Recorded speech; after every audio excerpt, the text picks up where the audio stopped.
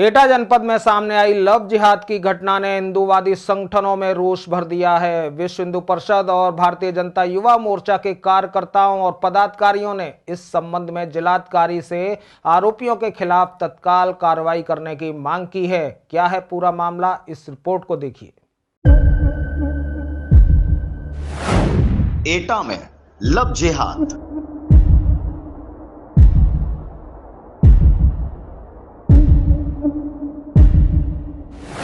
Love affair की आड़ में जिहादी मकसद का सच। मां और नाबालिग सहित 2 बेटियों को पहले फंसाया हनी ट्रैप में। इनकी बच्चियों को यानी इनकी देवतियों को बहला फुसलाकर अपने जाल में फंसा रखा है। फिर किया ब्रेन वॉश और हड़प ली लाखों की संपत्ति।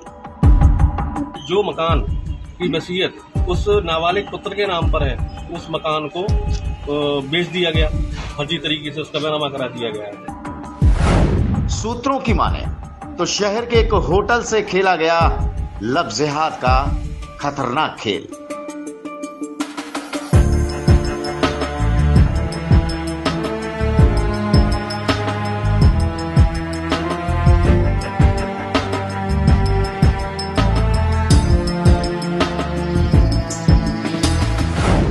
अब हिंदूवादी संगठनों का ऐलान, कार्रवाई नहीं तो होगा बड़ा आंदोलन। तो ये मामला जबरन धर्मांतरण एवं लव जिहाद का प्रतीत होता है, इसीलिए आज हमने डीएम साहब के यहाँ आके ज्ञापन दिया है। यदि ये मामले को जल्दी सुनवाई नहीं की जाती है तो विश्व हिंदू परिषद एवं बजरंग दल सड़कों पर उतरेगा एवं आंदोलन के लिए बाध्य होगा। पीड़ित खा रहे दर दर की ठोकर।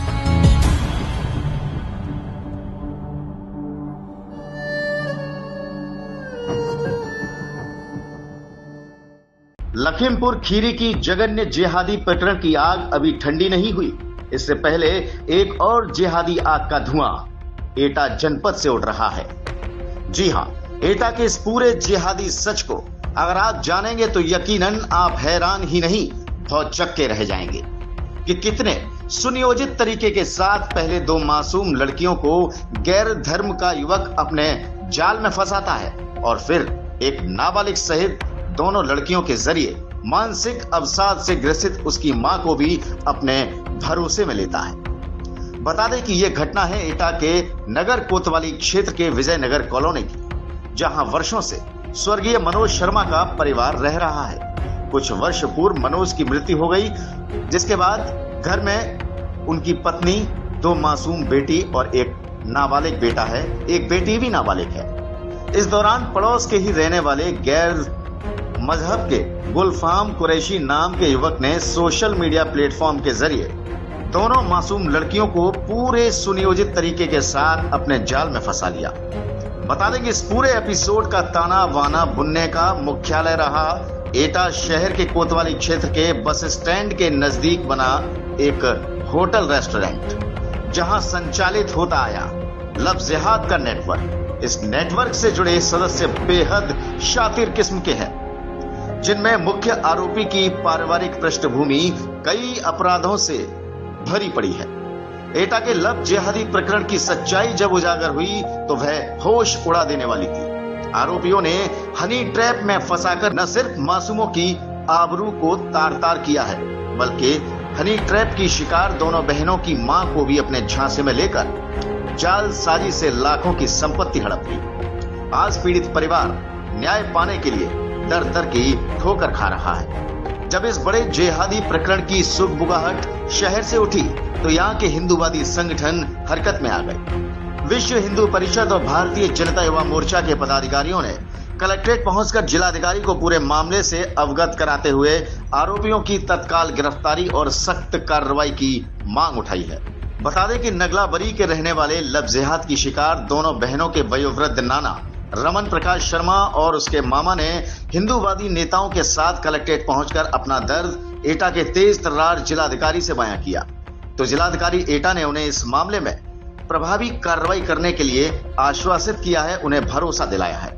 कलेक्ट्रेट पहुंचे पीड़ितों ने बताया कि किस तरह 3 शातिर आरोपियों ने आर्थिक सामाजिक तौर पर उनके परिवार को बर्बाद कर डाला है। बता दें कि इस मामले में विश्व हिंदू परिषद के जिला मंत्री प्रभात कुलश्रेष्ठ और भारतीय जनता युवा मोर्चा के जिला अध्यक्ष ने एटा के जिहादी प्रकरण को लेकर पुलिस प्रशासन से प्रभावी कार्रवाई की मांग की है। साथ ही कार्रवाई न होने की दशा में एक बड़े आंदोलन की चेतावनी भी दी है। गुलफाम कुरैशी, पुत्र ही मुन्ना कुरैशी, इनकी बच्चियों को यानी इनकी देवतियों को बहला फुसलाकर अपने जाल में फंसा रखा है। और विश्व हिंदू परिषद को तो ये मामला जबरन धर्मांतरण एवं लव जिहाद का प्रतीत होता है। इसीलिए आज हमने डीएम साहब के यहाँ आके ज्ञापन दिया है। यदि ये मामले को जल्दी सुनवाई नहीं की जाती है तो विश्व हिंदू परिषद एवं बजरंग दल सड़कों पर उतरेगा एवं आंदोलन के लिए बाध्य होगा। इस मामले में एक ये चीज़ निकल के आई, जो हमने सारे तथ्यों को अभी देखा था से कि जो मकान की वसीयत उस नाबालिग पुत्र के नाम पर है, उस मकान को बेच दिया गया, फर्जी तरीके से उसका बैनामा करा दिया गया है। कुल संपत्ति लगभग कितनी कीमत होगी? संपत्ति लगभग जो गांव की जमीन भी विक्रय की गई है लगभग 50 लाख की, तो वो भी संपत्ति है। और ये भी लगभग मकान 30 से 40 लाख का होना चाहिए। और पैसे के लेन देन का कोई डिजिटल ट्रांजेक्शन भी ऐसा कुछ हुआ है? हाँ, डिजिटल ट्रांजेक्शन भी यहाँ देखे गए हैं पैसे के लेन देन के, जिसमें कि मोहम्मद उमर के खाते में कुछ पैसा डाला गया है। क्या मानते हैं, प्री प्लानिंग ये किया गया है? ये प्री प्लानिंग सुनियोजित तरीके से जिस तरह से चल रहा है लव जिहाद का मामला, कि इसी तरह से फंसाइए, फिर उनको ब्लैकमेल कीजिए और उसके बाद आप ये सब आप समझ ही रहे हैं कि जिहाद का मामला है सीधा सीधा। उसके बाद जबरन धर्मांतरण कराइए, ये सारी फंडिंग विदेशों से आती है। क्या मांग करते हैं डीएम साहब से आज? हमने डीएम साहब से यही मांग की है कि उपकरणों को जल्द से जल्द निस्तारण किया जाए और हिंदू परिवार को सुरक्षा दी जाए। एक हमारा एक हिंदू परिवार बचाया जा सके उन जिहादियों से। आज के ब्राह्मण समाज के कुछ कार्यकर्ता है हमारे युवा मोर्चा के, विजयनगर का एक मामला है ब्राह्मण समाज से जुड़ा हुआ। कुछ एक महिला है जो विधवा है, उनकी 2 बेटियां हैं और एक बेटा है 9 साल का। उनके साथ में शहर के ही कुछ नामी ग्रामी हस्तियाँ जिसमें सम्मिलित हैं और कुछ अदर समाज के लोग हैं, उन लोगों ने मिलकर उनके साथ कोई ठगी और उनकी बच्चियों के साथ में कुछ शोषण का मामला संज्ञान में आया है। उसी को लेकर एडीएम साहब से मिले थे, उन्होंने कार्रवाई के लिए आश्वासन दिया है। डीएम साहब मिले थे। क्या मांग की है आपने एडीएम साहब से? जल्द से जल्द कठोर कार्रवाई हो और मामले की जांच हो और सत्यता सामने आए। एटा के सदर विधायक विपिन वर्मा डेविड भी पूरे मामले को लेकर एटा के जिलाधिकारी से मिले और पीड़ितों को न्याय, आरोपियों के खिलाफ सख्त कार्रवाई के लिए उन्होंने अपनी बात कही। बता दें, विधायक विपिन वर्मा डेविड ने मीडिया से बात करते हुए कहा कि वह इस तरह के कृत्य अपनी विधानसभा में किसी भी कीमत पर बर्दाश्त नहीं करेंगे और आरोपियों के खिलाफ सख्त से सख्त कार्रवाई कराई जाएगी।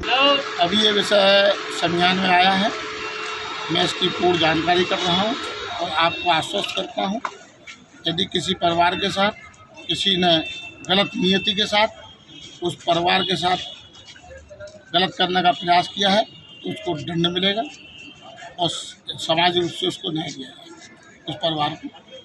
और जिन लोगों के इसमें हाथ हैं इस कुकृत्य में, उनको कठोरतम कार्रवाई होगी, ऐसी हम शासन से भी हमने कहा है।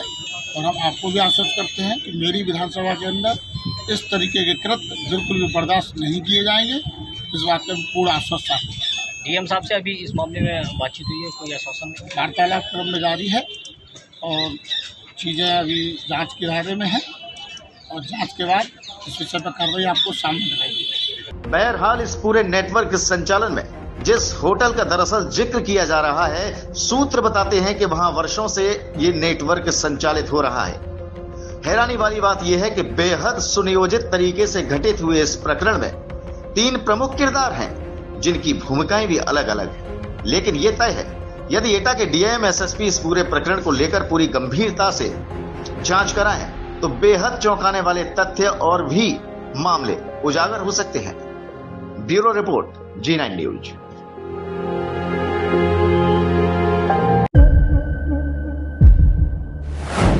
एटा में लव जिहाद।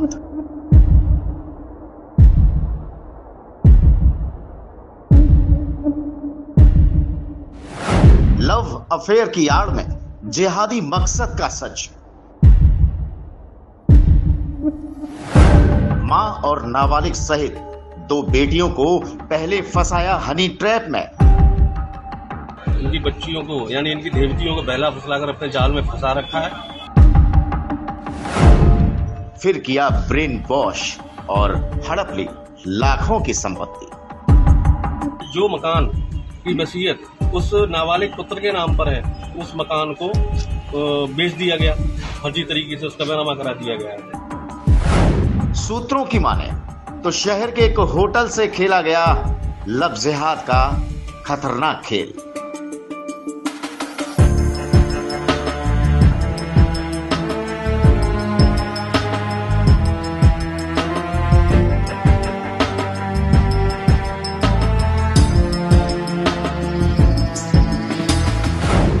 अब हिंदूवादी संगठनों का ऐलान, कार्रवाई नहीं तो होगा बड़ा आंदोलन।